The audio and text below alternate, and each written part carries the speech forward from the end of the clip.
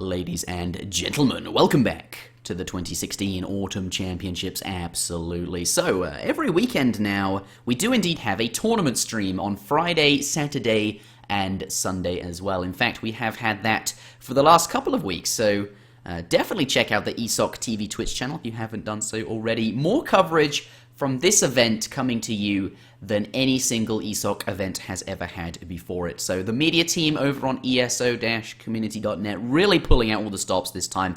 An exceptional job, you know, and just major props to them for scheduling all the matches, finding all of the casters, and editing all of the videos and getting them up on the ESOC YouTube channel. Lots of work being put in by those guys to basically bring you this tournament in full.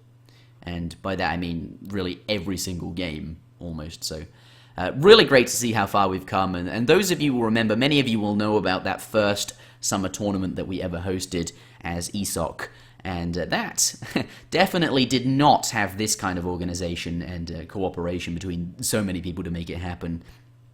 Actually, I do have a past broadcast VOD of that whole summer tournament coming out, and if you watch it, or if you have watched it when it was being live streamed, you can just see the difference in organization levels from watching the videos. But yes, as you can clearly see, or hopefully hear by the sounds of what I'm saying, we do now have all of the infrastructure in place to create really great tournaments and tournament coverage, and we recently got our Twitch channel partnered, so that's really exciting news because it means we do now receive ad revenue from people tuning in, or a portion of it, and that of course will go to help fund future events, the prize pools that is, alongside all of the user donations that we do receive. Very appreciative of those, no matter how much it is, and they are really what primarily keeps us able to keep bringing these things to you, and what really makes it possible. But getting back onto this video, the matches I have for you today, the tournament, that has now progressed onwards to the round of 64, and that is what has been being covered this weekend. That's what this video is. Last weekend we did see Zuta do some coverage all on his lonesome. This weekend, I did some coverage with WickedCossack, and of course, there is plenty more coverage from all of the other weekends before and probably after as well by all of the other ESOC commentators as well. Every match, all of the matches streamed on that Twitch channel are available on the ESOC YouTube channel, so links to that if you want to check it out. If you have missed anything, it is all there for you. But today, I wanted to bring this particular series to my channel before it aired on the ESOC one, because I really thought this series was exceptionally entertaining, a very, very good watch, and I was very happy with our commentary. I think me and WickedCossack, I think we did a good job on this one. It's a best of 3 series with some radically different strategies being used, kind of AZAMC-esque, if that is a word. But yeah, if you haven't sat down to watch a whole series in a while, this is one that I would like to show you, so there is that. Before we begin, do remember there is lots more commentary from me and Zuta on the ESOC YouTube channel, which I will not necessarily ever upload to this channel. So if you want to see that, the ESOC YouTube channel is the place to go. But as always, you can skip to any of the matches played using the timestamps in the description. I want to use this channel to upload all of the ones that I really liked, all of my favorites. But yes, do be careful looking at the timestamps there, because they can ruin the outcome of the whole series if you plan to watch it all in order, if you want to watch the whole video. Game number 2, that is my recommendation if perhaps you do not have time for the whole video, maybe you have time for just one game. But without further ado, enjoy the series. Ladies and gentlemen, welcome back to the Autumn Championships 2016. This is game number 1 we will about to be watching in a best of 3 series between Rikikipu and EAGLEMUT for, of course, the round of 64. Single bracket elimination. The winner will progress onwards to the round of 32. The loser will be eliminated. EAGLEMUT switching from Russia to Japan to Dutch to Iroquois. All of the civilizations going through here. Landing on Portugal, perhaps the slot machine has finished. But Rikikipu is playing as the Germans. Wow. I think he's just trying to give Rikikipu a seizure or something. That was he was really switching through those quite fast. Or tactical seizure. Maybe he's not. Maybe he doesn't really know what civ he wants to play, or he doesn't mind which civ he wants to play and is randomly flicking through them or something like that. I don't know. Or maybe it meant completely nothing at all. Either way, looks like he has landed on Dutch and has greened in for that. The question is, will Rikikipu accept Germany versus Dutch for this first match on this map? What do you think of that matchup? I think he might actually. Well, so previously on the old patch, this used to be heavily German favoured in the sense that Germany, they would get out their 9 Uhlans really fast, 5 Uhlans from the stable, and then your 2 Uhlans times 2 from the shipments, and they would kind of just overwhelm Dutch to the point that you had so many idle vills in the TC, Germany would age before you, and you kind of just get steamrolled by their shipments. Yeah. But now, because of the slight changes to the Dutch banks that kind of smooth their build over, but most importantly, the German Uhlans have 10 less hit points, which crucially changes the number of hits that a Hussar needs to kill them. So now Dutch can do a standard, 5-10 Hussar semi-FF, and they can get up in the same time that Germany can, and possibly with a much stronger, well, they will have a much stronger economy with those banks to support him. Okay, so perhaps this matchup more favoured or less German favoured than it used to be on videos that you may have watched in the past or in previous tournaments on this patch. That's the really interesting thing about patches, actually. I really love seeing, even if you don't follow the scene very much, it's just worth checking in from time to time when a new tournament happens just to see what the most recent changes are. I really love, even though the patch perhaps doesn't get used that much on ESO for just random games, it does really see a lot of play in the tournaments, and I think it's super interesting. So I'm really looking forward to seeing how this map pans out. But here we do have EAGLEMUT in the right-hand side of the map, and the colour red playing as indeed the Dutch, as you were mentioning. Did pick up 40 and 50 coin as his 2 treasures. Going to be incredibly happy about that. That's 90 coin. That's almost 100 coin. That's almost a villager. And because villagers cost gold for Dutch, those 2 coin was effectively food treasures, which early on in the game, combined with this 80 food treasure, is going to be absolutely exceptional for him. Going to be able to get that age up really nice and early because, since he found all that gold, can bring these villagers on the gold mine off sooner, back onto food, and just get that age up in queue sooner, perhaps, rather than later. He's going to be really pleased about that, but we do see the blue player going for 60 wood. Let's introduce him. Here he is, the German player in the left-hand side of the map. Playing, of course, as the blue, we do have Rikikipu. Gone for the early trading post. We'll talk about that in just a moment, but perhaps we do have a treasure contention. 60 wood nearby. Let's press Control-Shift-F. I'm not necessarily certain. He's seen it, has he? Yeah, he does have the envoy nearby, and it doesn't look like he's going in that direction. Explorer is coming in. I don't think it's going to be a problem. Blue should be able to pick that up nice and easily without his opponent. But had he been a little bit sooner, would have been able to get that, perhaps get that treasure off of him.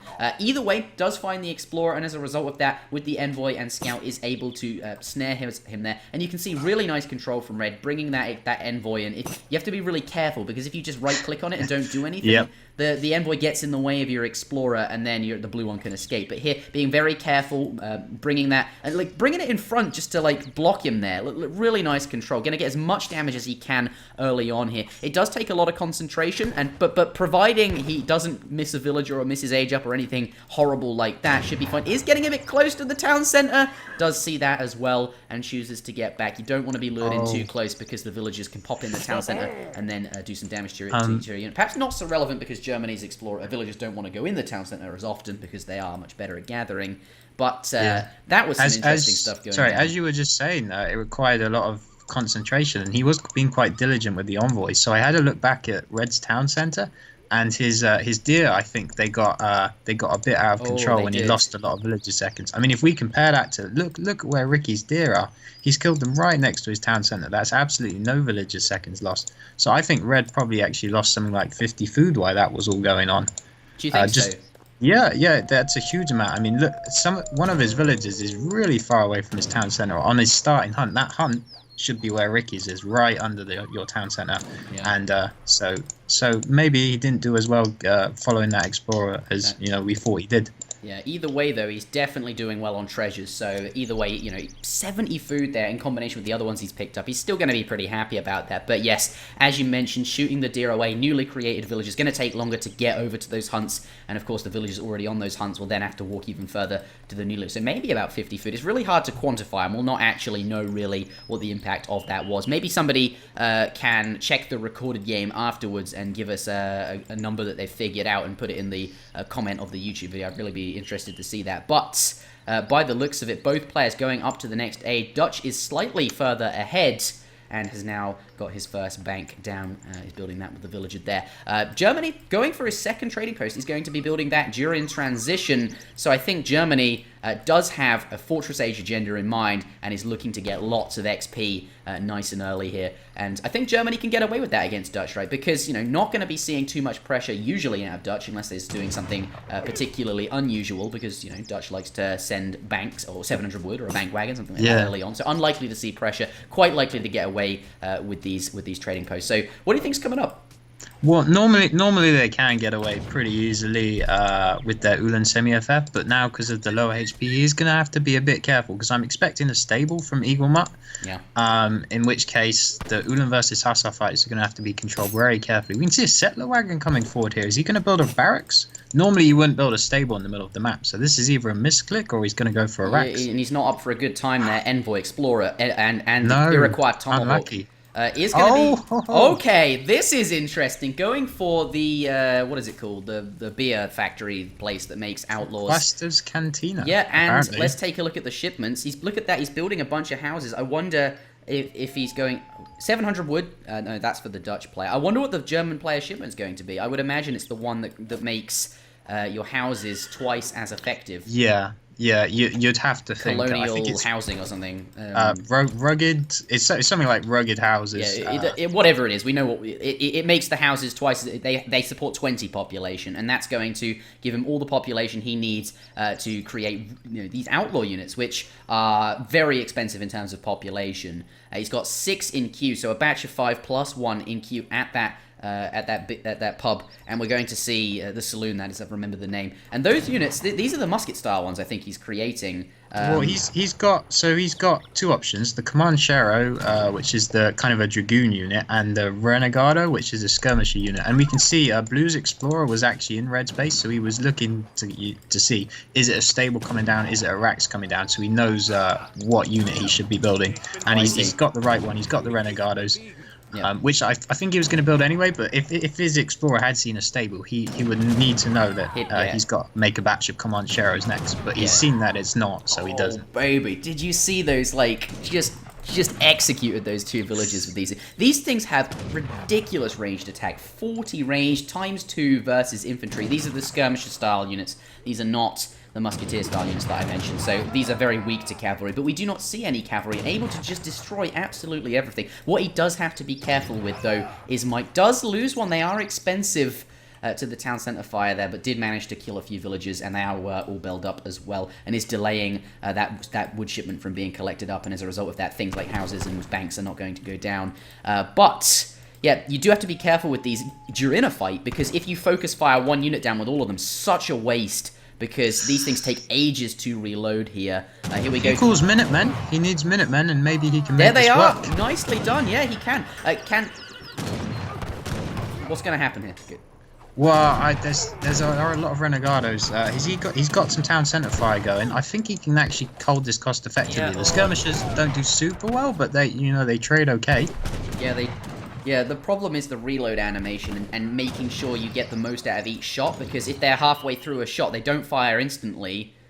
They do take you see that? They take a while to shoot, so if you have to retask them, then all of that time's wasted, and then when you start to do the shot again, they'll do it all again. So this unit is very, very clunky. It requires a lot of micro, and because the damage output is so high on them, you need to make sure that you're not overkilling anything. You can lose a lot of damage as a result of that. Doppelsodners do come in, though, and are actually going to be able... They're nice and close to those skirmishes, going to be able to do some damage, but will be finished up nice and quickly. The 2 of the outlaw units do walk into the Minutemen and do die there.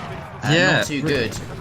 So Ricky did get a couple of ills there, but he's also losing kind of just his unit mass. These units are not easy to build up a big mass. They kind of train a bit slowly. Yeah. You're only ever going to get a batch of 5. He can't really support any other production, so he is to be a little bit careful. But he's certainly working away at Eagle's economy. EAGLEMUT's economy is certainly not in a good state. He's lost a lot of ills. He only has 2 banks. But at the same time, Ricky did lose a lot of army for that. But he does still have 2 trading posts, which is good for him. It is, and but the Dutch player also has 2 banks there as well. So it's, even though it is 25 to 17, the economic unit population, I don't think it takes into account the banks. But it says after recalculating, then shows me when you hover over it a bunch of stats. I'm not really sure. I'd have to take my time and look at. Oh, so you think it? Okay, so actually his economy's in the dumpster right now. He's not going to be too happy at all. The military unit population is very much in favor of Rikikipu, but that's because Outlaws cost so much population. It's not actually a good reflection on the military capabilities here. But at any rate, having sent 5 Ulan, 3 Doppelsolders, 8 crossbowmen, and just training nothing but these outlaws, he's actually got a reasonably sized army. Yeah, and good for him that he also catches a glimpse of the stable here, so he knows he probably needs 1 batch of command sharers at least. But I mean, he's doing well killing the skirms here. A few more vills are no doubt gonna just drop as well. Yeah, look at all the skirms going down as well. They're all going to be polished up. We do, though, have 5 hussars in queue, and if they pop now, that's going to be really strong. Look at all of these effectively skirmisher slash crossbowman style units that can easily get massacred. 5 more coming in as well. Here comes the cavalry. This is exactly what he needs. He doesn't have Minutemen, though, sadly, but if he can get a good surround on these, he's going to do some nice damage, and there's no defending units here. Hussars are going to be able to tear through these. Yes, Renegados have a ton of attack, but they do not have very many hit points. I think the cavalry might be exactly what he needs. Has the 2 skirmishers there as well, which we're just taking out the explorer. Coming in now to help take this fight, and Dutch might have just stabilized off the back of the cavalry and Blue being out of position, not having the Comancheros. There goes all of the extremely strong, expensive Renegado units, and suddenly Dutch in a nice spot with a military unit lead, and yeah, Comancheros is now in queue, but those ones are not as good as the Renegados. It's too late. I don't think he couldn't have afforded to have lost that. That was way too much army. He lost his 8 crossbows there, and there was a good 10, 15 Renegados there. And it's just reset his Renegado count. He's only got 5 out now. Oh, the Hussar's getting a really nice raid down at the bottom as well. And he's going to even up this economic unit population if he can take a few of these out. He's going to have to fight those 2 Ulans now, so no more villages are going to go down. Here comes the Renegados to help with this fight. So the raid is not going to be too successful. Okay, he did reset the Renegado count, but that villager lead, that economic unit population, 10 villagers ahead. Do you think maybe he just has the economic potential to just bounce back here? He has those 2 trading posts as well, so... Well, the main thing is he hasn't shipped either of his settler wagon shipments, so the 3 settler wagons, 2 settler wagons could come in and help him get back. But the reason why we saw those hussars get a nice raid on was because those villagers were actually gathering at the coin mine down at the south. Yeah, because he's just absolutely annihilating all the coin mines on the map, exactly, so he has to gather really far away, so that's a good point that you bring up there. Yeah, and Eagle, I think he's played Ricky quite a bit. I think they know each other quite well, and Ricky does this mercenary strategy a bit. So he knows that he's the best way to counter this strategy is to often target those coin mines. So I expect we're going to see him go back and try and raid that coin mine or other coin mines as a priority this game. Yeah. It's funny because Dutch doesn't need the coin mines as much since they have the banks there. So the coin mines aren't being consumed at the rate they normally would in a match. So actually, for this particular matchup, interestingly enough, Germany has more coin going into the late game. I wonder if that will be particularly relevant. I do wonder. But at this point in the game, look, 36 villagers now as a result of that settler wagon shipment arriving. That is an enormous shipment, one of Germany's best. 6 villagers plus 2 Ulans as well. Their economic unit population so far ahead in terms of Germany. I think at this point he's able to just create units at a much faster rate than his opponent. But having said that, score still in favor of EAGLEMUT, and maybe he can make something happen here. But the unit count is now getting quite scary. It is getting though to that point where it's going to be very difficult to manage all of these. Here we do have a fight. Yeah, I mean, a bunch of shots from the Renegados. Fortunately, they haven't managed to get one volley off, and they. By the looks of it, we're focusing down just a couple of skirms. They really need to be all tasked onto separate skirms if he wants to get the most value out of it. But here, Blue does have a lot of units. This is not looking too good for Red. Equally, though, no cavalry, though, so he can escape if he needs to. No, we saw the effect of the less HP on the Uhlans there. They melted pretty fast. But this time, Ricky, he had kind of more of a balanced composition. He had that anti-cavalry. Going into hand combat there, I really like that. Go ahead. Yeah, so we had more of a balanced composition, and so yeah, he can't be caught out. 3 more hussars come in, but he's still got those command sharers, which are actually going to fight hussars in hand combat. Yeah, I'm sure he wants to switch them back, but it's just managing. Like, you need very high APM, right, to manage these Renegados efficiently. Either way, the cavalry do go down, no problem. We're not going to see another batch of cavalry for a while since one was just created. These villagers now going to have to get back, being forced off the hunt, and that could be the end of the game here. No more hunts for the red player. He's not going to be able to get any more food. Only has 96 in bank. has already sent 700 food as a shipment. I doubt that he has 600 food in there. And as a result of all of these things, will not be able to train very many more units at all. Thankfully, though, Renegados don't have very good siege, so he is going to leave the area for the time being, but I don't think this hunt is very safe. It's not like he can just go back there. I mean, throughout the whole of that, EAGLEMUT unfortunately had quite a few idle villages. His coin mine ran out, and I think he had about 10-15 villas on that, so he's going to miss a batch of reinforcements as well.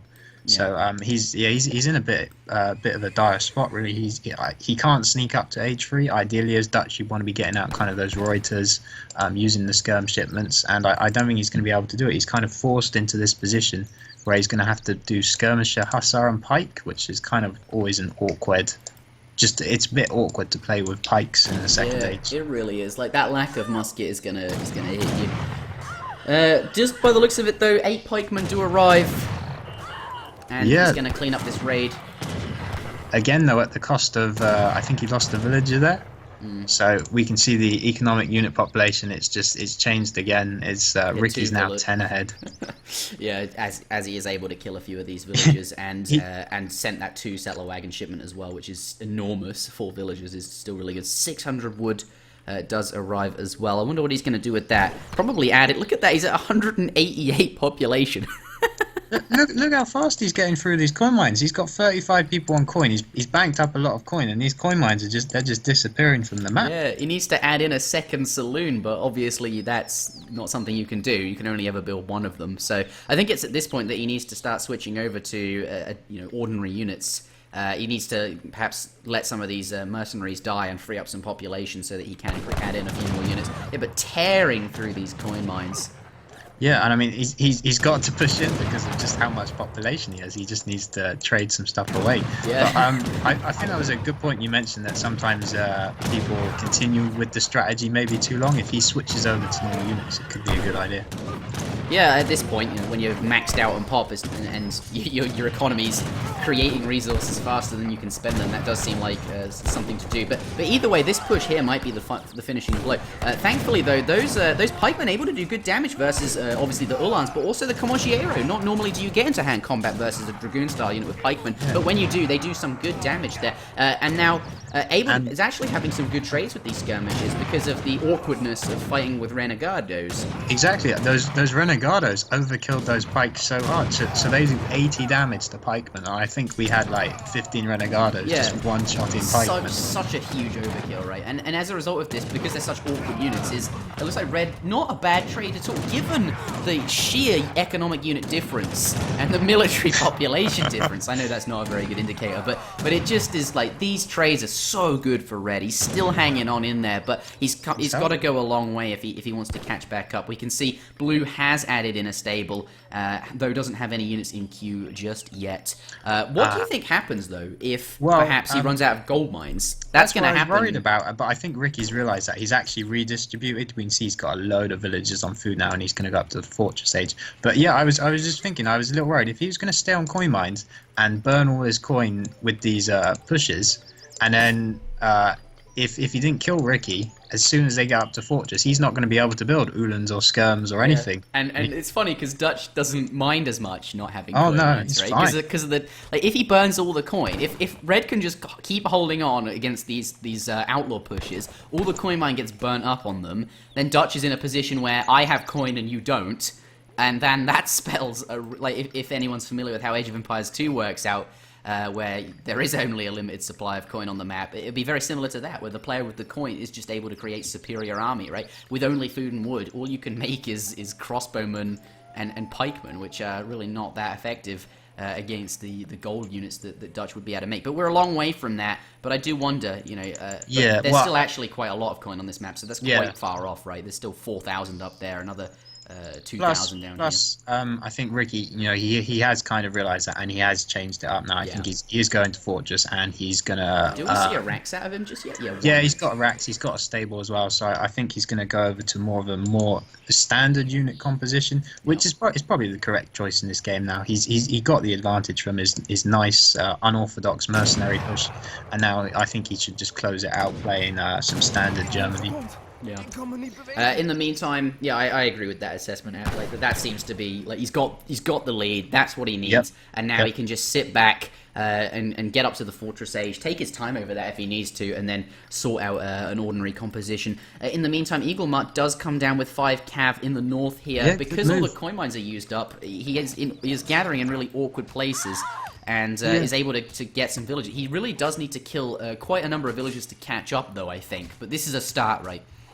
Yeah, and that was a nice move. Anytime you playing against a high mercenary strategy, always target the coin mines. We could see that Eagle's cavalry definitely made to check all the coin mines. And he's getting load of villagers, so that was well worth it. Oh, I didn't even notice that. I thought he was going to fort. He's now up to the industrial age. As well. Yeah, like, I guess, like... I don't necessarily know if he knows how far ahead he is, but is able to get up to the industrial age there, has stopped making units to do that. And now that he's up there, what do you propose that he sends? Let's take a look at his deck. He has 2 heavy cannons, 3 horse artillery. Perhaps those are things that he will be after, and he has 10 polished winged hussars as well. So this German deck has the industrial age capability, well, the industrial age shipments to create a really nice push as well. Perhaps he doesn't feel comfortable creating the ordinary units. There come the Polish wing hussars. Really, really strong hussars. He's also got Mamelukes available to him. I wonder if that's probably exactly why, right? Like, he went up to the industrial age. You can see the Mamelukes available. I should have pointed that out earlier so that everybody knew that, like, well, maybe those who can see it will have known. But yeah, Mamelukes, a very good shout. I'm really glad you mentioned that. Like, that's going to be a really nice way to be able to spend all of your gold, right? But yeah, it will be. But I don't see how he holds just the hussars, let alone if Mamelukes start coming out. Look at the wall. It just walks just right through that. And like he's just gonna walk up to the. At this point, you just like attack move, right? And just let the hussars do their thing. These are age 2 hussars versus Polish winged hussars. It's not a contest. They're effectively guard hussars here. It's I think maybe they even get a bonus on top of that. I'm not entirely sure. But and that's GG, right? So Rikikipu just sitting back, and he knew he had the advantage, and instead of just cramming units in after sending unit back wave after wave after wave, decided to drop back, get up to the industrial age, drop down Polish winged hussars, and then finish the game with one big push. And that was the force necessary required to end the game. That does conclude game number 1 in this best of 3 series. The score is 1-0 to Rikikipu. We'll be back with the next match in just a moment. Don't go anywhere. Ladies and gentlemen, welcome back to the ESOC Autumn Championships for 2016. We're about to start game number 2 in this best of 3 series for the round of 64. The score is currently 1-0 in favour of Rikikipu. Looks like Rikikipu has selected the Dutch. He did win the previous match, as I just mentioned, and as a result of that, does have to pick his civilization first. Has picked Dutch, and now EAGLEMUT, who just played Dutch, he cannot play Dutch. Oh, he's picking Iroquois then. He wasn't locked in by the looks of it. Oh, yeah, sorry. I don't know why I said Eagle chose first. Yeah, Ricky chooses first. I think EAGLEMUT is probably going to go India. He's it's one of his civilizations that he uses quite a lot, and we've seen India is a pretty popular choice on this map. But Iroquois, that I wasn't expecting Iroquois to be a very popular civilization this tournament. So it'd actually be interesting to see it used at a competitive level and see what strategy Ricky's prepared for them. Yeah, I'd really like to see Iroquois. It's been a long time since they have been popular. Of course, currently on Robot Patch, still the scourge that they once were. Rikikipu, though, does select first and did go for Iroquois on our next map, which will be Cascade Range. They haven't changed it yet, but they will do in just a moment. EAGLEMUT, in response, by the looks of it, going for India. A nice civ for that map for reasons we have covered previously. The Agrifort, very nice on this fairly small map with limited hunts and a very nice choky point to put an Agrifort in. He cannot change to Dutch. That is, he is not allowed to do that. Whoa, yeah, no. I hope I didn't confuse him. So, we'll clarify some rules, I guess. Yeah. So Rikikipu... to be honest, I think EAGLEMUT is going to go India no matter what civ Ricky chooses, but we should make sure this is done fairly. Yeah, that was my fault there. I got the players mixed up. Yeah. So if EagleMut is okay with this matchup, then we can begin. Yeah, I mean, as I said, EagleMut is probably going to go India anyway, so it's he's not. Yes. Yeah, it doesn't matter what Civ Ricky goes. All right. So that was So Rikikipu locking in Dutch, and then we did just offer EagleMut the chance to change if he wanted to, if he wasn't happy with India. Dutch versus India. But by the looks of it, not going to be playing Iroquois, as we just saw, is going to go for Dutch. And that'll be interesting versus India. So, Northwest Territory is the picture set, but Cascade Range is the map. Here we are, game number 2 in this series. The score, as I mentioned, is currently 1-0 to Rikikipu. Starting with him in the south of the map in the colour blue, playing as indeed the Dutch. All coin start, bar 1 wood. Dutch going to be really pleased about that. And I imagine India is going to have a coin crate. He'd rather have the extra food, right? Yeah, India will not be happy at all with that. Yeah, the coin crate is the one thing you don't want when you load into the game. You can't do anything with it as India. Other civs often they can translate it into a market, but as India it slows you down too much, and I haven't seen anyone make a good use of it anyway.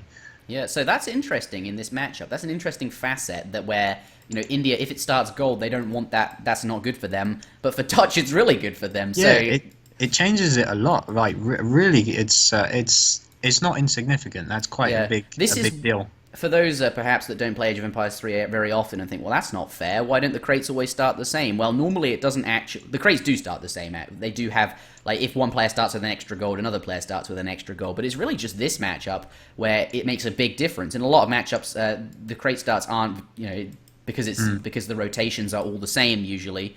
Then it doesn't actually make a huge difference. So that's a really interesting facet of this matchup, and I wonder if that will play into the Dutch players' favour in this particular map. But this map, as we know, not very many interesting treasures, so India is going to be able to run around and grab up all these tiny little muskrat things with his monks. He's going to get most of those and edge himself out a nicer Age 1, but they are just small treasures, so at least India has that going for him, even if the crates weren't to his favour. Yeah. But this is India versus Dutch. What do you make of this matchup, Mr. WickedCossack? I did have some preconceived notions before I saw the last game in which Ricky did a very unusual strategy, but I have noticed at the start of this game, Ricky, he hasn't touched his coin mine. It's still got the full amount of coin, and he's going for a really fast age up, which normally Dutch will age before India. That's a given. But I think 12 or 13 villages is more of your standard, and he's only got 11 right now, and he did not gather any coin. I don't know.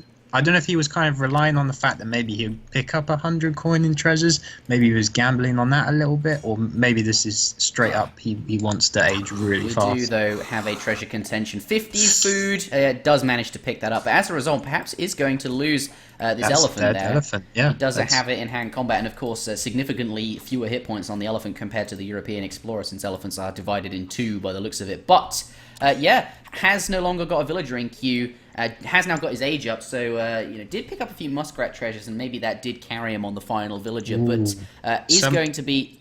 Go ahead. Sorry, something funky's going on here. So Ricky's. What do we see? Ricky, normally when you age up as Dutch, you transition half of your villagers over to wood, looking for that first bank. But he's gone straight on that coin mine, which he left untouched earlier. Okay, so he's perhaps not looking to get a bank during transition, which could signal to us, right, something aggressive. Yeah, I'm just taking certainly a look not at going his, for the long game doing this. his Go ahead. deck to find if there's any kind of clues, and he's got Dance Hall for Age 2. I don't know if he's going to pull that out, but that's a card that allows you to trade Ronin. Saloons to dance halls, which have Ronin and Outlaw type units cost less population. You would never put a card like that in your deck unless you're intending to use it. So I think what we are going to see, ladies and gentlemen, is another Outlaw / Saloon style build order from this player. Two forward villagers do come forward. That looks like they want to be. Is he going to get blocked? He's at 800 food right now. He's at 900 food right now. He needs to put down an aggro fort. Put it down. Yeah, can he find the space for it though? He's going to dump it over there by the looks of it.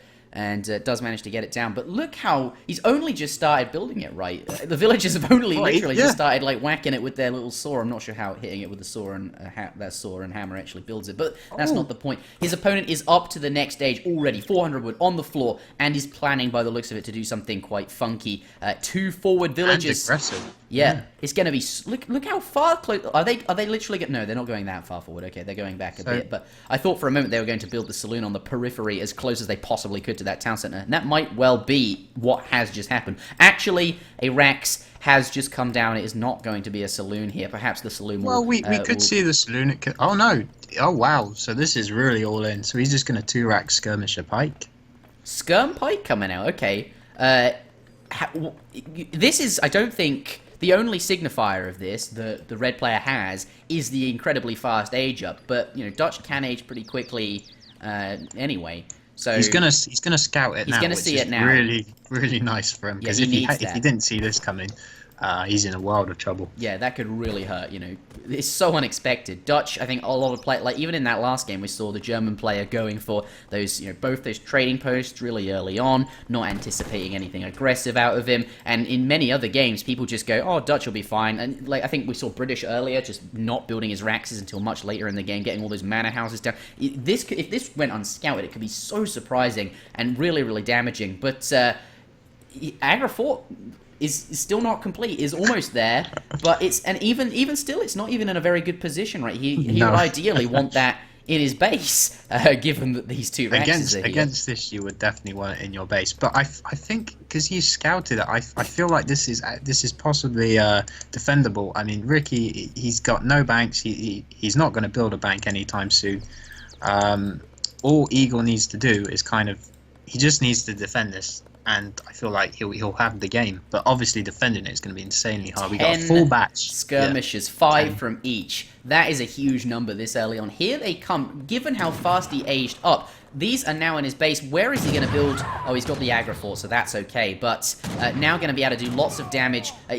Nearly picked off that sepoy that the guy got for free, and is using these, very good range on skirmishers, right, to take out some of those villagers. Certainly, they're all belled up now, and skirmishers can keep popping in and out. They have good range, so he might be able to pot shot at villagers and take them out. And villagers only, now coming back in. They've only just came back out here. Maybe he can get, maybe he holds the ult key, sees a weak one. There aren't any weak ones, but he's going to put them all back inside the town center, keeping his opponent all belled up. And here comes the defending batch of 10 pikes. So any Sawars that are in queue, which I don't think you can actually train at the Agra Fort, am I right? Well, unless you upgrade it, which you can't do in the second age, so they're not available to him now.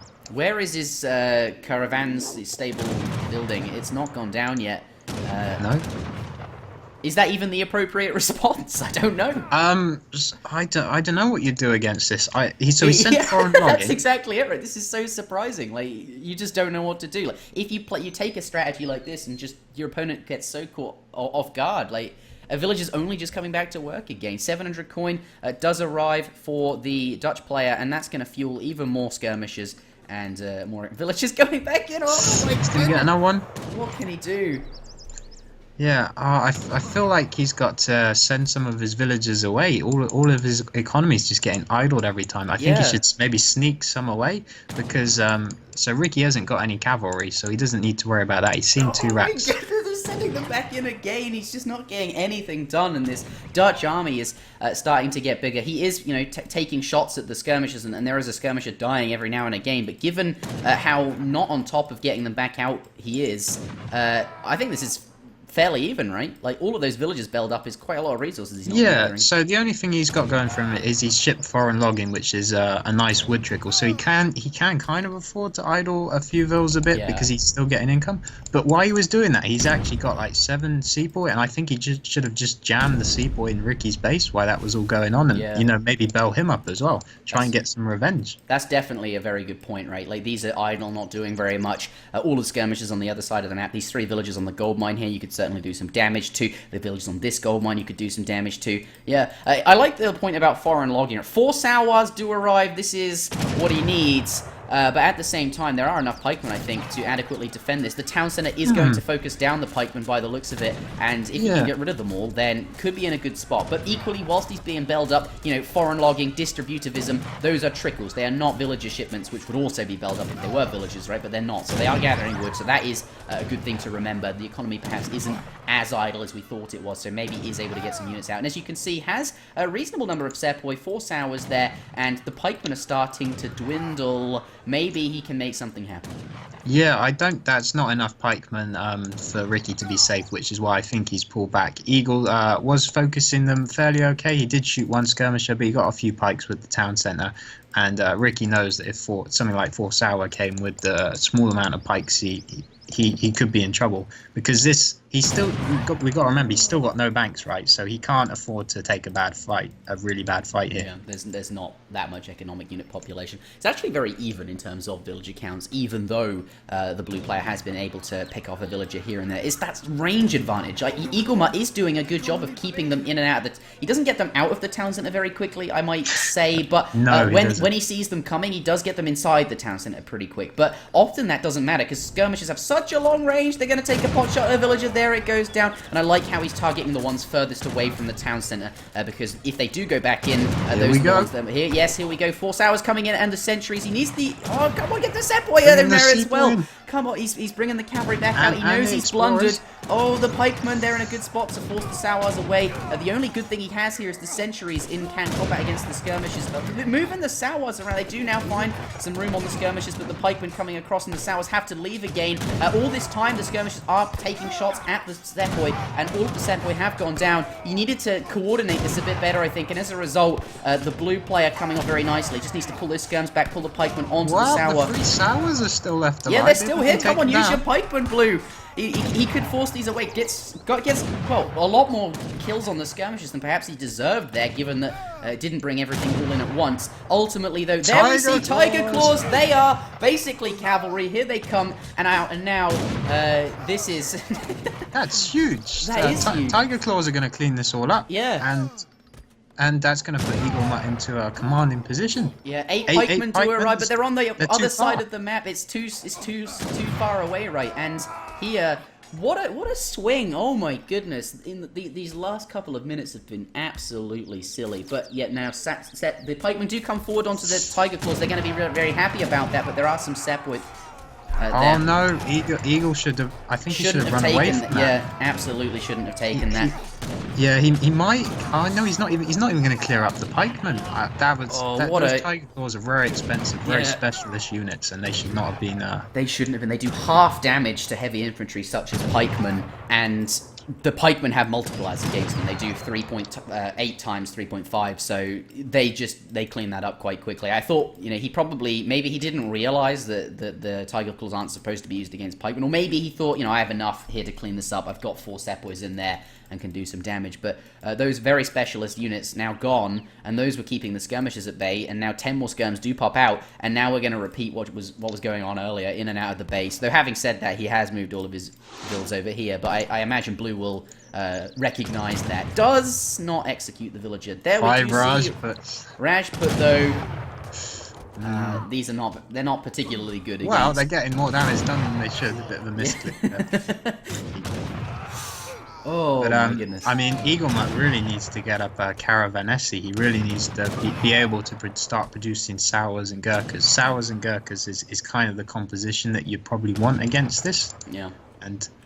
And yeah, he really needs to get that up. I mean, he's banking so many resources. It's almost like he's going to age, but I'm not sure if that's intentional. But I mean, he's about to hit 1k food, 1k coin. So I think he is just going to age at this point. Yeah, I think that's probably what he's going to do. Even if it wasn't intentional to stack up these resources, he has now stacked them up, and a good thing to do with that might be to age. Yeah, he's stopped gathering gold at exactly 1,000. He now has all the food he needs to age up. Just needs to pop down a wonder. Does have some sepoy in this location to defend against these hussars. Not necessarily certain if the villagers should have come off the hunts there, but they do, and as a result of that, the hussars are scared away. Lots of skirmishers and hussars in his base. Is it appropriate to age up? Like this guy's He should have gone sour Gurkha a yeah, lot if he'd earlier. done that sooner, he'd be in a reasonable position, right? He's got fairly even economic unit populations and could deal with these skirmishers and hustlers. But as a result, now just has tons of resources floating around doing nothing, and basically Blue does not. He has converted all his resources into army, and as we can see now on the back, we're gonna have to garrison in that Agra fort, and Red now has no army, and when he does get up, it's not going to create army instantly. No, he needs time. He needs a lot of time. He's not going to have that time. I mean, his whole economy is migrated over to the right-hand side. Even look at the positioning of his new wonder. He's starting a new base, but I mean, he's trying to pull villagers. No, he really needed to spend his resources on army at this point. And if he had done, this could be still a fairly even game.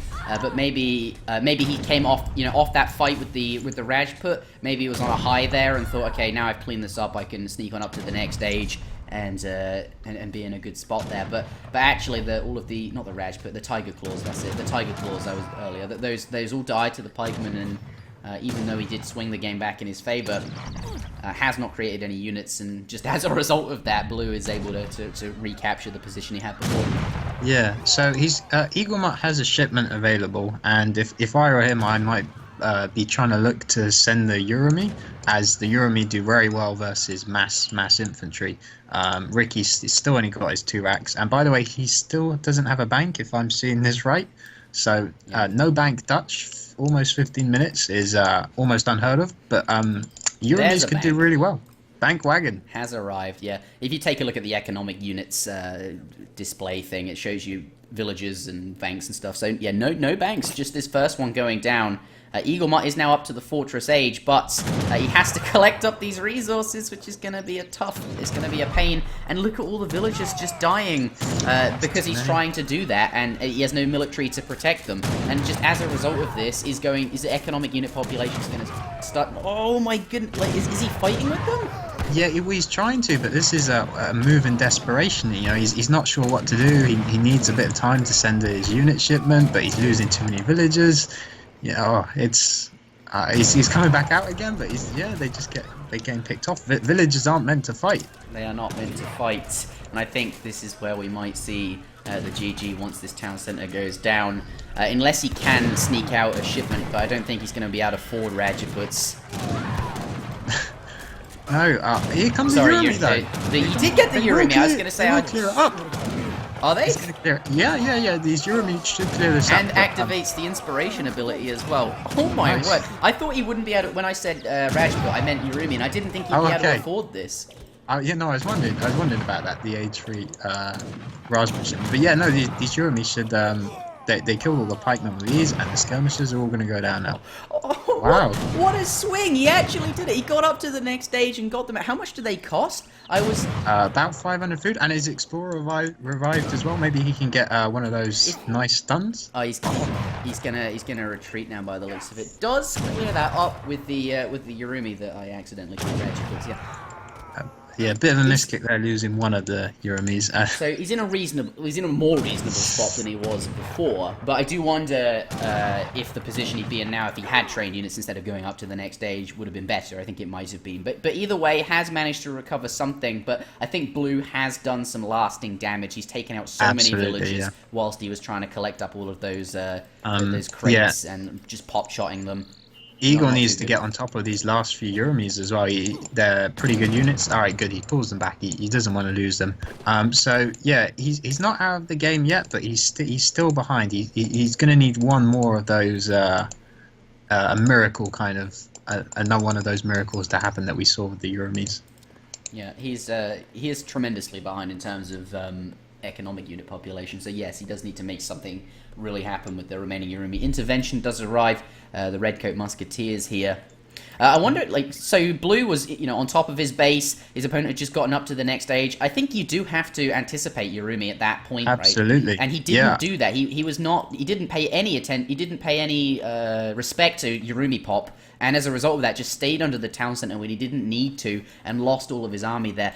Either way, has managed to bounce back with his superior economy, but had he not taken that risk, had he not allowed the Indian player, which was really his only out. That was India's only out. Yurumi pop and destroying all of his army. He managed to do it. Blue did not need to let that happen, but it did happen. Either way, though, we do have another fight. Can the Yurumi do some magic? He does have some pikemen there. They're going to clear them up pretty quick. Yeah, the pikemen do not stand a chance versus these Yurumi swordsmen. Come on, get the redcoats in range. You need to move them up closer. Sadly, though, this is redcoat versus skirmisher, and redcoats, of course, are musketeers that are weak to the skirmishers here. Yeah, that's fine. He did some nice damage. He pulls them back now. I've just been quite amazed by the curious situation going on over here for the whole of the game. It's not like Red can do anything about it, though. And even if Red could, like, he's got this house and this stable, he'd see it coming. I think he has tabs on all of Red's units. But yeah, it is kind of funny that there's this tower just sitting around. Maybe Blue should do something about that before the inspiration ability does recharge. But that's going to be a while from now, right? Yeah. So maybe he will do something about it before inspiration recharges. He probably has a good idea of how long that ultimate takes to recharge. But taking out even more, now he's more than double his opponent's economic unit population, and really, I don't think at this point anything can save the Indian player, save some miracle raid. And well, we might see six hours as a unit shipment come out again, and maybe turn a fight at his town centre as Ricky's playing with quite low pike count. Although he's making hussar now, which can counter the sours quite well. Yeah. They are pretty good. Sours don't have... Well, hussars don't have any multipliers, whereas sours have multipliers versus infantry. So they are better against infantry than hussars would be normally, but not very good against other cavalry, I suppose. And as you mentioned, do counter them there. We do see disciplined Mahouts. I think if Dutch plays this safely, does not, gets all his banks up, gets all of his techs done, and takes down this Tower of Victory, I think he'll just be able to win, no problem. But if he plays risky, like we saw earlier under the town centre, not paying any regard to stuff like Yurumi or Mahout Pop, something like that, maybe if he does fight under the town centre, as you were mentioning, then India can take out the army. And if he can do that, maybe he still stands a chance. But that does involve Rikiki playing risky. I don't think he's going to do that now by the looks of it. It's going to come down quite a bit to micros. Mahou's kind of one of the units that can either get a lot done, where they trample 40 skirms, or they get nothing done. They kind of just path around a bit and they barely get an attack off. So it's going to come a lot down to unit control here as Ricky pushes in again, and we're going to see can the Mahouts catch him off guard. Yeah, he doesn't know that they exist yet. They're just out of line of sight. He's now going to bring them in. I don't think he has a shipment on the way or anything like that. Mahouts now... There's two more Mahouts do arrive on the correct side next to the skirmishers. They're going to do some good damage. Of course, area 2 ×2 versus skirmishers. The pikemen frantically coming back to deal some damage, but the redcoats, I think, they ought to be taking down the pikemen. I think that's what he's trying to do. Yeah, you can see him targeting them, but I do think... Red does not have enough units. Blue has more units than he does and is able to... having said that, though, all the pikemen are down. There are still 2 half HP Mahouts. Yeah, he's managed to take it out. Ricky, all of his army does disappear again. He does not need to keep coming in, but he does. And as a result of that, has given EAGLEMUT the opportunity to get back into the game. Mahouts coming forward with their quite good siege damage. Maybe he can take out these 2 Raxes, and if these skirms certainly can't do anything about it, he's managed to swing it. He's completely irrelevant, but he's just gathering at his enemy's point line. This is descended into chaos, really. Yeah. Oh, the pikemen. Ooh, getting good damage on the Mahouts. Yeah, I think at that... he has to take that fight now. Yeah, you can't run from that at this point. Yeah, he's going to kill those there. There's no problem. They did get some good damage there, and those skirmishers now going to run away. Rax is going to go down. We keep saying this, right? Dutch has an insane economy relative to his opponent. Yep. But... time and time again, EAGLEMUT able to keep bringing it back as a result of Rikikipu fighting under his town centre and things like that. Yeah, absolutely. Can he, though, take this current military advantage that he has? He needs to do something right now. 21 military unit population, and they need to head in the direction of villages. We're about to see a Mahout raid. We're about to see how good they are at killing villages. Which is not... I mean, well, they're doing... They have half damage versus villages for some reason. They've got a multiplier on there. I'm not necessarily sure if that's... Either way, though. They're not bad. Yeah, they're not cuirassiers, right? Yeah. But, they did some work. Wow. Yeah, and now the only... Does he know about this other coin mine down? If he heads straight for that coin... If he'd seen that, wow. I mean, Eagles well back into the 60. I was kind of thinking, oh, okay, he got some nice fights, but it's still gonna be over. But no, I think he's really got himself back into this game. Yeah. And I mean, there is no coin left for the Dutch player. He has this remaining mine with 800 in it, and now we're really seeing the effects of Cascade Range, where tin mines just don't have as much gold in them as silver mines. Once those gold mines run out, Dutch only has one bank by the looks of it. He does not have the capabilities of a normal Dutch player to keep... here comes some Mahouts. They narrowly missed these... I'm not sure if he necessarily knows that they are there. Maybe he hasn't scouted that edge region of the map and doesn't realize that there's a hunt there. Either way, though, he's going to force some villagers back to the town, but narrowly avoiding a death. Like, Fortress 8, Rikikipu does hit up, so... finally, yeah, he's got a shipment stacked as well, so he can finally get out some Reuters, which might help deal with how fast will this town centre go down? Yeah, I was just thinking that. How quickly can he siege that down? If he can siege it down before that shipment arrives, that spells good game, because they're not going to arrive anywhere, and he doesn't have an outpost or any other building up. I don't know if he can, though, because does he have Minutemen? He still has Minutemen. Yeah, I think he's got Minutemen. And he's got skirms, so it depends how distracted is Eagle going to be by these skirms. He sends one Mathwout back. I like that decision. Keep everything else sieging, send one Mathwout back, and he might still get this town centre. I'd move the Sepoy towards or away out of range of the skirms, but another Mahout coming. It's reinforcing. Is he going to get it down before? It has to arrive right now. Does it arrive? It does not arrive. No shipment coming. And now, by the looks of it, all the villages exposed and Mahout's in the area. Looks like EAGLEMUT, despite all of the odds, might claw. There he goes. Wow. He takes the game. 1-1. This game, what a comeback! I did not see that coming. That was one quality game. No, I thought Ricky had that almost up until the last 3 minutes. I knew like Eagle was getting some good fights, but I didn't realize Ricky. 0.002 seconds. He said it was so close. Had that arrived, it could have made all the difference. Reuters would be so good against these Mahouts, but not the case. What? Sorry to interrupt you there, but no, and I mean, notice Ricky he cleaned up all the sepoys as well with his, or most of them with his skirmishers. So those Reuters would have, they would have dealt with the map. That was perfect. What a game!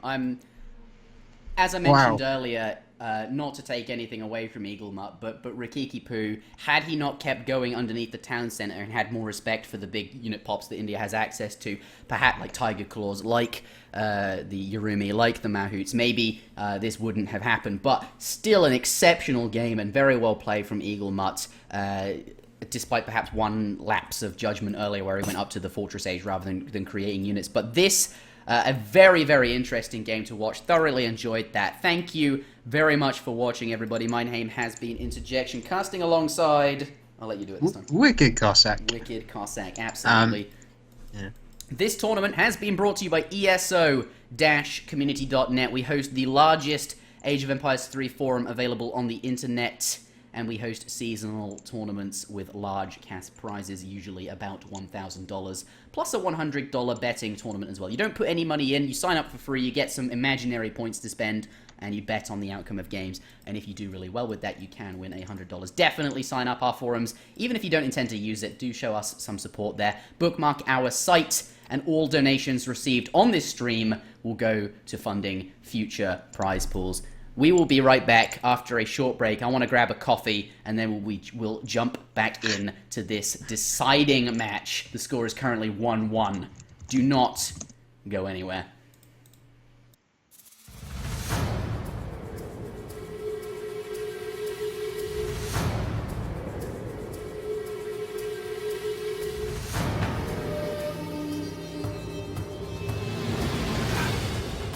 They were powerful dynasties of Asia.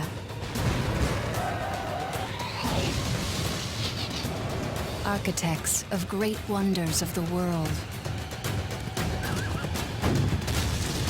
Great armies of fearless warriors faced with victory or death.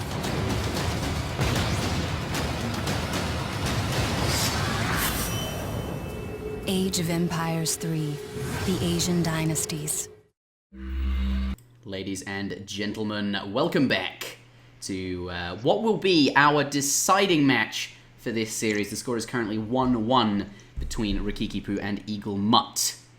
We will be seeing our final map on Baja California, and of course joining me as always, for this series will be Wicked Cossack. And what a series it has been so far. Definitely my favourite one of the night. That last game was something special. That was. I love you were just saying to me whilst nobody could hear us that you were going to bump this one off the schedule should we had a different series available, because we're pressed for time. Some of the players aren't always available, or when they are, they need to play immediately because they're on schedule. And these guys would have had to wait for another time, something like that. But glad to see this really, really nice match when you get two evenly skilled players, and certainly some funky build orders going on as well. Some really nice, surprising stuff. That German game, very different, and of course, Dutch playing on an aggro agenda at age 2 certainly can be unexpected. But are you ready? Both players still on the same civilizations as previously. Yes. Yeah, we will see now. EAGLEMUT will select his civilization first. We'll let them know EAGLEMUT selects first. And of course, they've got all the civilizations now open to them. Once we go over half the series, the civs kind of reset, since this is our first match that's gone to the final game, actually. So we get a new map here as well. Yeah, so obviously, they in the previous game, they were unable to play German. Rikikipu was, and in the previous game, EAGLEMUT was unable to play Dutch, but because they'd already played it. But when you get halfway through, it does reset, and Rikikipu looks like he's going to go back to his Germans, which he does like. So maybe we'll see the same again out of him. Maybe he has a different German agenda lined up for us. We will have to see. But now Rikikipu has selected his civilization.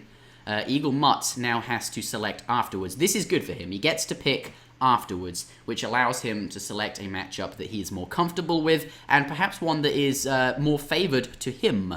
That is the reward, perhaps, for going second. Looks like Rikikipu's ping having a little bit of trouble. The previous games were... it's a bit spiky, actually. Yeah, so far it's been fairly smooth. Yeah, looks like it's returning to green now. It's now red, yellow. Hopefully it'll go back to yellow and then orange, and it looks like it's going to be doing that. It's now returning to green, so everything seems to be in order. What civilization will EAGLEMUT pick, though, is the question. We're on Baja, California, so trading posts are back in business. What do you think? He might just stick with his kind of tried and tested India. It served him well last game. It's not necessarily suited to the map. So the other feature of Baja, California is that it's... he's going to stick with it, because I think it's probably... He feels most comfortable with it. But the other feature of this map, which probably won't come into play, is that it's got two... strips of water down each side, which could make civilization with schooners perhaps more viable. Yeah, that's absolutely true. I know Kanisi would be jumping on that right away. So there is water. Certainly something to think about. Germany not capable of schooners, but EAGLEMUT has not... he's ungreened by the looks of it. Perhaps still thinking about his civilization choice here. But what do you think of Germany versus India then? This is a matchup I've had to play many times from the Indian side, and on trading post maps, it still feels slightly German favoured. I think so. The Indians kind of got, they kind of have to try and rush in, and the Germany's got to defend a bit. But I've having watched the first two games of this series, I feel a bit hesitant about trying to make any kind of predictions. As probably what's going to happen is Rookie's going to make a saloon again, and everything's going to go out the window. And this isn't going to be I probably won't be a standard game. So all of these assess, you're like, slightly India favour when I've played it, slightly German favour when I've played, but no, it's going to be something to do with the saloon. But either way, even if it is slightly German favoured, EAGLEMUT has chosen India. He's comfortable with India. And, all of these, this is slightly favoured, that is slightly favoured. I don't think that all matters a lot of the time. It won't. I don't think it's going to come into this game. Especially when it comes down to, you're comfortable and your experience with the civilization. And again, as we mentioned, as you were mentioning, different builds perhaps will be on the table. Let's start with the guy who previously won the game. We do have asking for a re, which he will not get. Because he wants 200 wood. Has managed to start with a coin and 100 wood, so that's a shame. Obviously, he wanted to build a trading post, by the sounds of it, if he wanted a 200 wood start, and does not get that. But here he is, Rikikipu, in the right-hand side of the map in the colour blue, playing as indeed the Germans. Comes across 80 wood. He could go. He's going for the market. Is he going to delete it in time? No, okay. He could have gone for a trading post there, right? If he discovered that 80 wood.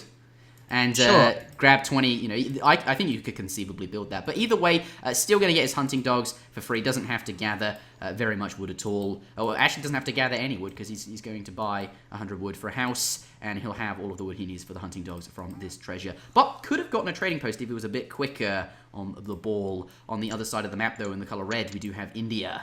Not going to be too happy about the wood, as we mentioned last time, since it is difficult to use that coin. But both players in the same boat here, though Germany is able to turn that into hunting dogs by the looks of it. But what is the Indian player going to come across? He has collected, by the looks of it, only the starting muskrat treasures and hasn't really found anything particularly big or interesting yet. 70 XP there, but I don't think that'll be too useful.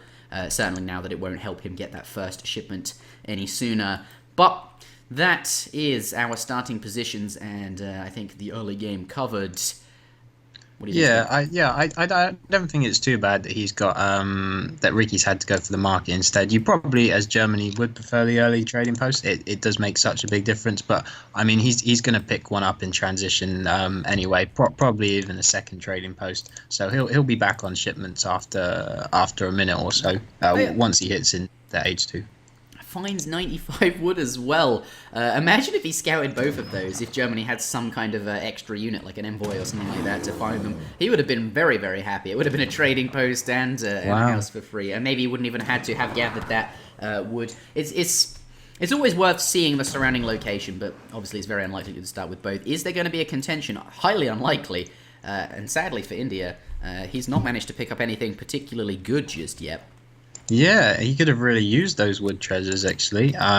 Ricky's going to be really happy having picked up 2 big wood treasures. He's going to get his trading post up. No problem, really. I'm interested to see now. I assume Eagle's going to go for the Agra Fort, but on this map, it can be a bit awkward to try and place it in the middle. So I wonder if he's going to have to put it off to the side like we saw last game. Maybe he'll go defensive, given that he's seen saloon units from the previous German game. Yeah. The thing is, if he goes defensive because of that, Ricky could maybe turn it into a normal game and try and get up to the Fortress Age really fast. Oh, I love that. I think that's what I would do if I was Ricky. If you see a really defensive aggro, then you've got you can just go straight up to Fortress.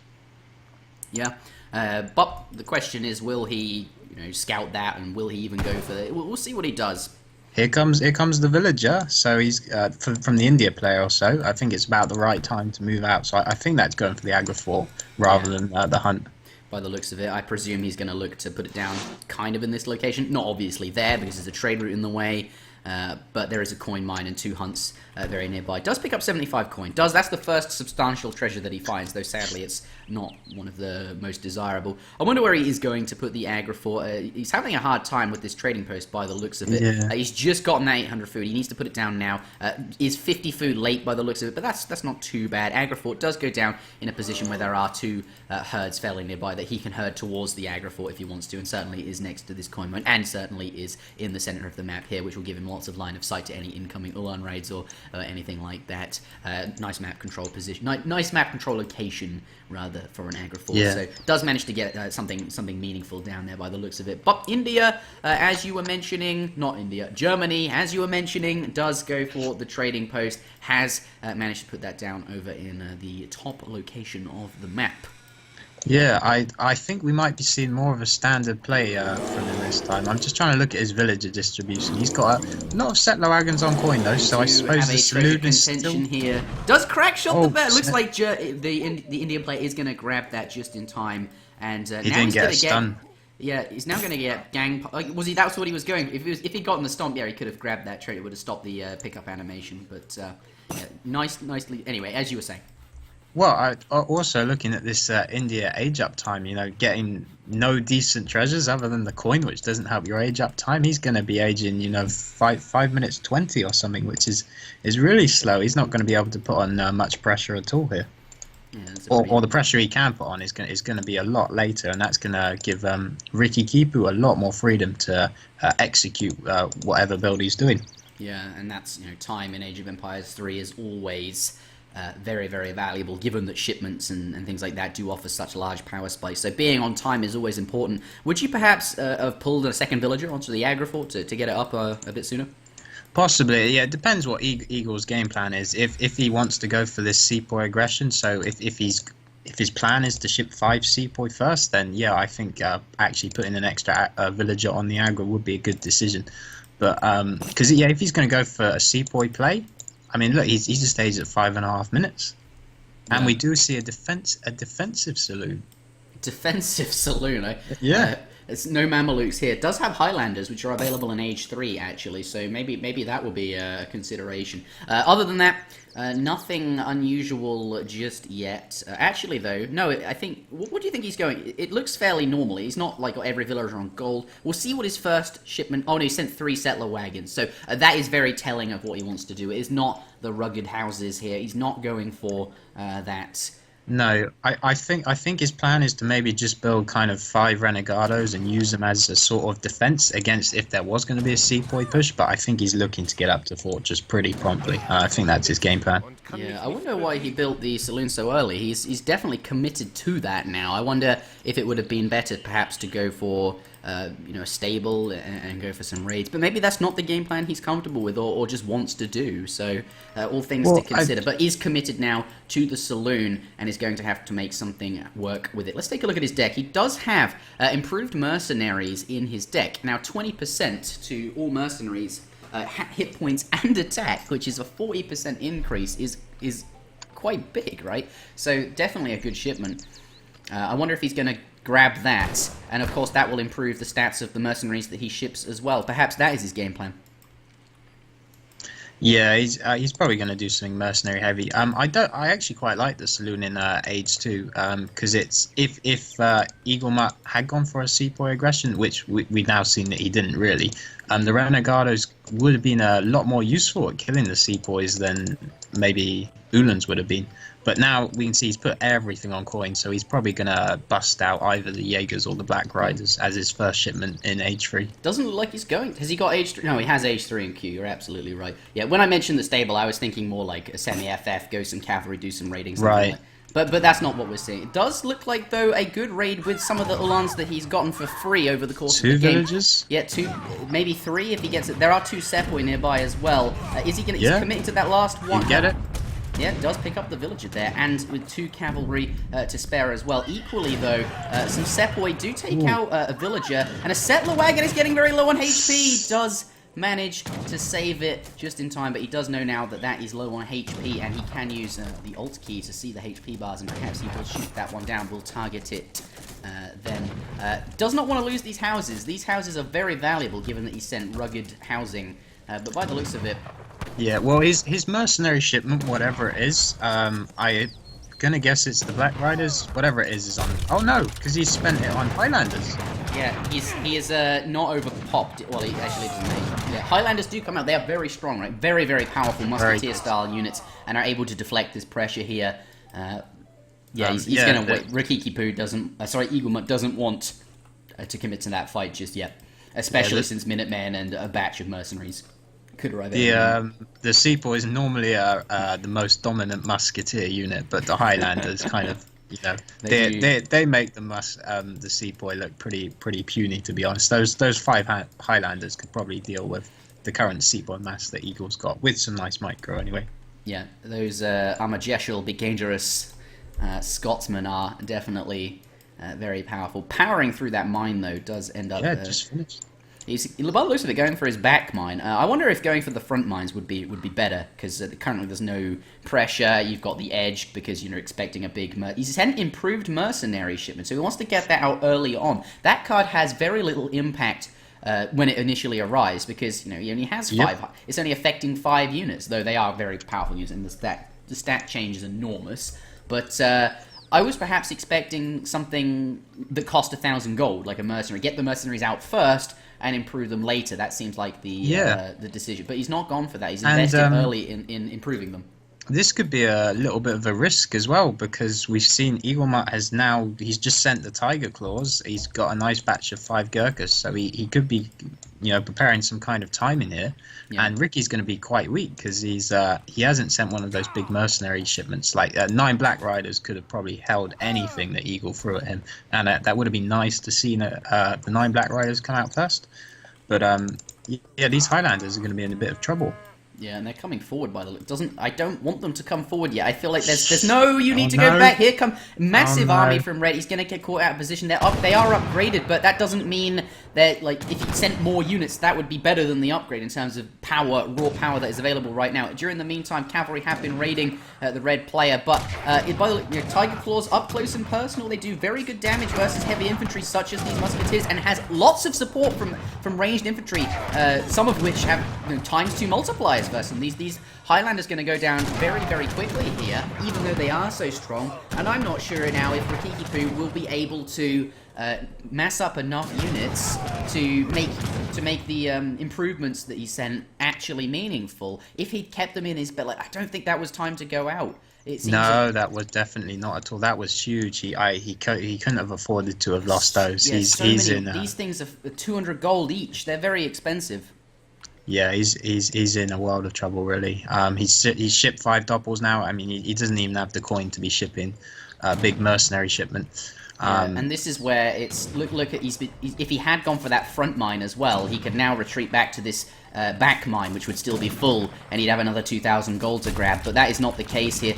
He's going to be able to take out those elephants though. But now EAGLEMUT does see the he does have a reasonable number of. Yeah, he's got a reasonable amount of Highlanders actually. He obviously got out 2 batches. That's just a facet of us, right? Like when we see a batch of Highlanders come out, it's always such a power spike because Highlanders are so strong. So of course we're going to be oh, okay, now it looks really good because every time he gets a batch, we're going to say that. But exactly.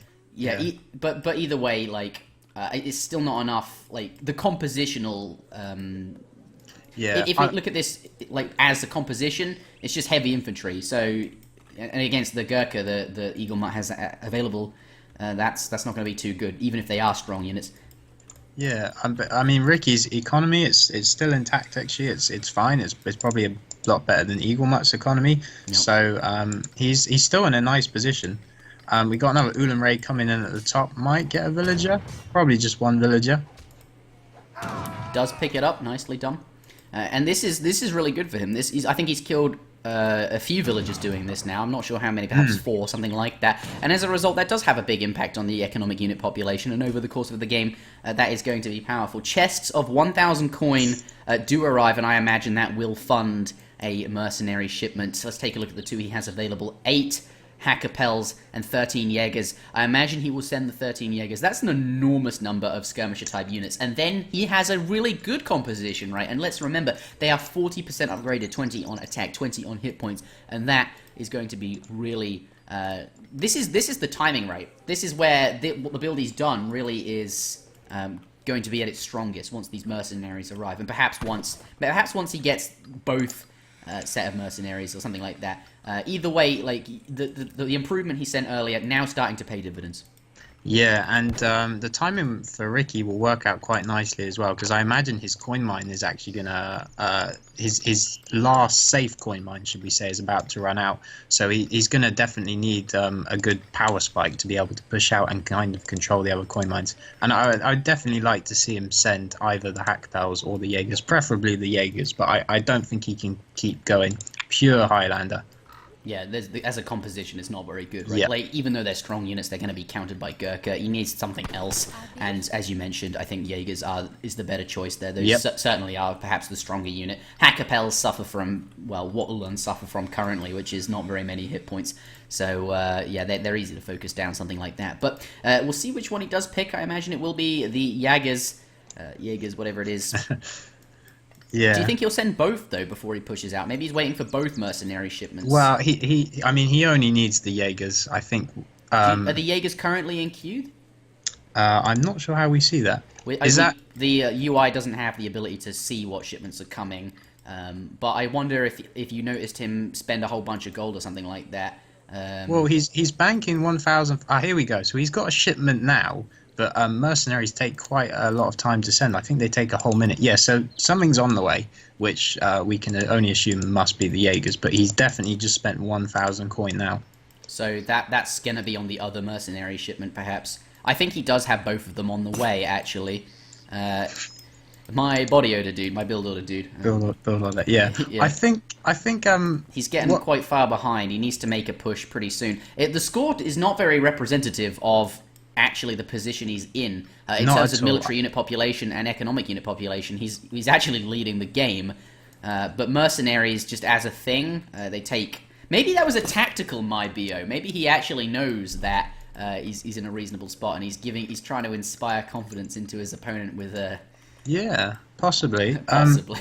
So something I would have liked to have seen Eagle done that we saw. He actually did quite well in game 1 when playing against the saloon. He was quite good using his hussars to look around the mines. But this game, we kind of seen him just let Ricky gather on the mines pretty freely. Yeah, and he's just chomping them up. Like, all the mines on his side of the map will be gone soon. Finnish Hackapel. Oh, it's the Hackpels. Do arrive as our first shipment. Forgive me, I actually don't think Jaegers are on the way. Maybe. Well, they won't be now, but the Hackpels, yeah, they're not very tanky, but he has sent that mercenary combat card, so they're not bad. They're not bad. They do have these ones more HP, I think, than a hussar, so they're still reasonable, and they have so much hand attack, 145. They can literally walk up to any of these units and one-bang them, so maybe that's what we're going to see. He needs to get a good surround, though. A lot of the hackers are not doing. They need to be in combat whilst the Highlanders are doing lots of damage.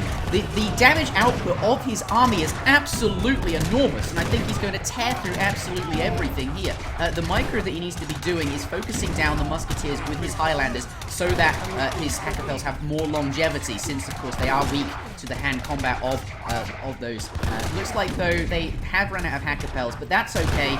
All of these Gurkhas are still in. Can he clean up these last remaining Gurkha before they get out of range?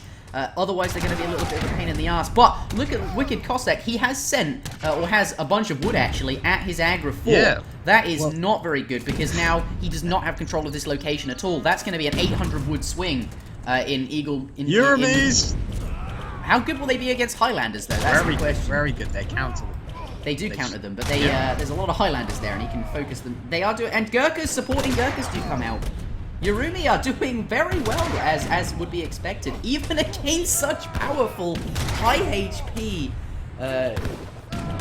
Oh my! But they are ultimately more numbers. So the reason he had the wood at the Agra was because he actually aged up the fortress. So Ricky hit him at the perfect time there. Whilst he was aging, yeah. Yeah. Does manage to get the wood up, though, by the looks of it, and rush some villages. There's still 300, 260 left. They're going to finish, and has some villages over, has chosen to send them. So he's still going to gather up that last 200 wood, and as a result of that, that's a 400 wood swing. 200 less for Eagle, 200 more for Rikiki. So and dumping down an arsenal right here as well. And actually, come to think of it, given that these units are... What do you think of the arsenal? Is that... Yeah, so you don't actually get a very good upgrade for the Highlanders. It's just I think it's a melee combat upgrade, and it's very expensive. That's flintlock, isn't it? Yeah. Unless you send advanced arsenal, which he has actually done. Oh, he's getting a speed upgrade. Fair enough. Wow. Okay, they got these. These are going to be very fast-moving Highlanders, like Ashigaru Highlanders. Ashigaru Highlanders. Okay, that sounds fun. What do you think of, similar to that game earlier where H2O was healing up his very... in one of the games that we casted earlier for those watching on YouTube, H2O made some mahouts, and they have tons of HP, and was pulling all the weak ones away, and then healing them up with some surgeons that he got out of the Ottoman consulate, or the British consulate, something like that. And these are in a similar position. There's a few very low HP Highlanders here that he could pull off, perhaps make a church and start healing them, but I do wonder how cost-effective that would be, since the church is 100 wood and as you mentioned that, we got a church right up here. Oh, baby. They do cost coin, though, and the coin on the map is starting to dwindle. Right now. Yeah. What happens? He's so invested in these Highlanders, right? Oh, come on, Gurkhas, do good damage against Highlanders. He is quite close, though, and with good micro, he could pick off a whole bunch of these. Look at the speed of the Highlanders, though. These Gurkhas can't kite. They can't kite at all. You're absolutely right. These are now incredible units versus everything. They've just got so much damage. I really, really love him to take the weak ones and put them somewhere safe where they can't be shot down by anything, and have them healed up by a monk or something like that. These units, because all units in Age of Empires 3 heal at the same rate, so no matter what their HP is, as a percentage, then these are really, like, these kind of units, if you're going to heal a unit, these are the best units to heal. So I really like to see that. Come on, EAGLEMUT, focus down the weak Highlanders. You can see, hold the alt bar, take a look at that. There's one with 12 HP, there's one with 53 HP. I'd really he's focusing the Uhlans. That's a waste. Yeah, that is.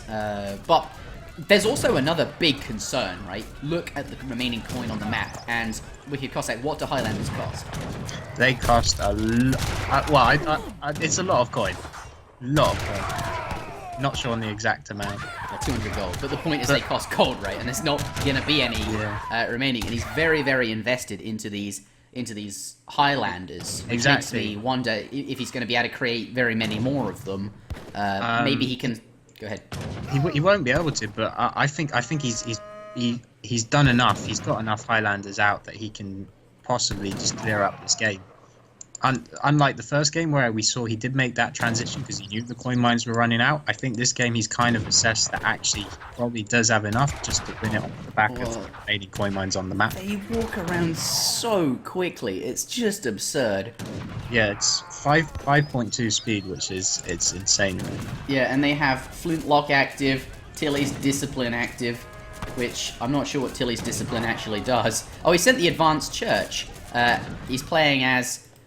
Tilly's Discipline makes every villager gather worse, except for those on mills, I believe. Looks like we do have, just as it dies, we do see both Minutemen popping out and a shipment of redcoats here. But either way, he's still going to. It's not going to be enough, is it? It's just an Those enormous Highlanders. number. Highlanders are just crazy. 2 strong. 3 strong, 5 me. Barrage puts, and I don't think that's the answer. We'll see though. Yeah, they're not going to be the answer. I mean, are they even going to be able to catch the They're not even going to get us around at all. They're not. Like, yeah, EAGLEMUT does resign there. Once you get to this point with a Highland, 75 ranged attack, 520 hit points with a 40% resist versus melee units, 5.2 speed. He is invested in a monster unit. Yeah, I mean these units, they're better than Imperial Musketeers by a long way. They're better than Imperial Sepoys. You know, any Musketeer unit, and he's only in Age 3, and they're just so much stronger than Imperial units. That does conclude the series, though. Rikikipu does progress through to the round of 32. Very much looking forward to his game. Some very interesting strategies coming out from him. I wonder how far they will take him. Very, very fun to watch, though. EAGLEMUT, however, is eliminated. Do you have any final thoughts to add on this series?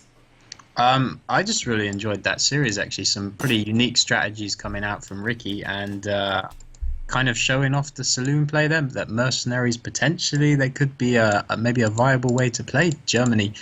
Since the Uhlan got nerfed, people have been complaining a little bit about Germany. Maybe the saloon is the way to go. Maybe. I do wonder, right? Because like now that Uhlans have been nerfed to this point, I mean, they're still reasonable, but I don't know. Like it's unexpected. Nobody in Age of Empires 3 really has ever, at least currently in the current meta at a high level, has ever really considered Highlanders and mercenaries generally. Go ahead. There is one player who, Kaiser Klein, he likes him in unrated games, but he's never kind of had the cojones to maybe use them in a tournament game yet. I don't think he's full confidence in them, but maybe we'll see it. Yeah, but if they are perhaps viable in competitive play, then which they, by the looks of this, could be, then suddenly all these balance changes result in very unexpected outcomes that you weren't necessarily expecting. You were intending to fix one thing, but in doing so have now brought up a whole different problem. But whether these are viable or not is just a different question. These two players are not the same caliber as some of the top-level players that you see in grand finals.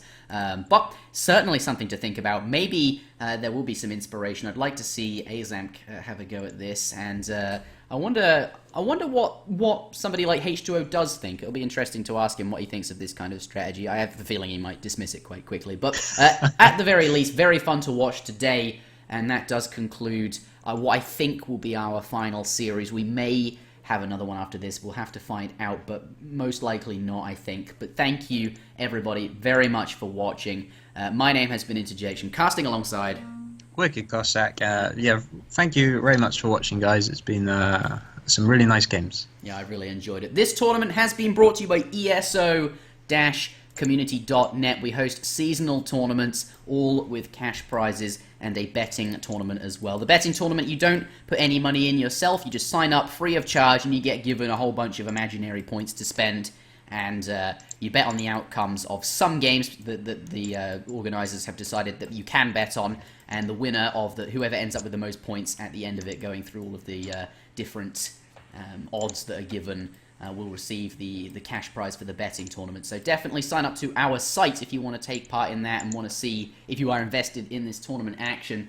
All of these games from today will be available on the ESOC TV YouTube channel, which there will be a link to in chat.